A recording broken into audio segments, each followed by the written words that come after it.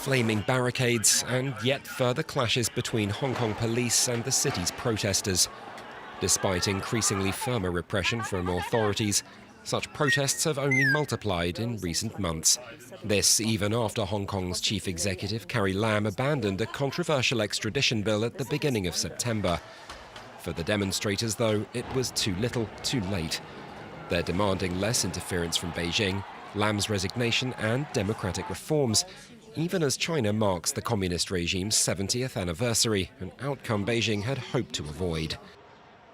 The protests go back to February, when Hong Kong's authorities put forward a bill which would have allowed extraditions to mainland China and for Hong Kong residents to face trial in mainland courts. Critics said it would have tightened Beijing's grip on the semi-autonomous territory.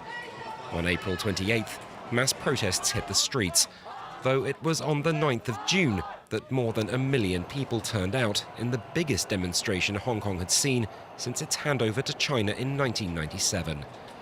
3 days later, fierce clashes broke out between demonstrators and police, leaving dozens injured.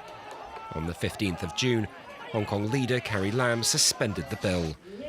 The move failed to appease protesters who called for the full withdrawal of the plan. Tens of thousands took to the streets again for the annual 1st of July march marking Hong Kong's return to China.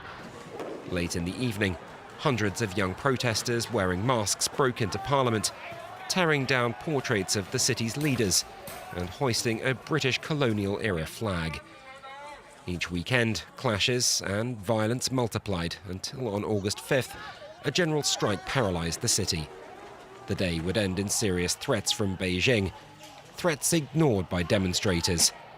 That same week, they began invading Hong Kong's international airport in an effort to raise their profile abroad, with the major regional hub forced to cancel hundreds of flights.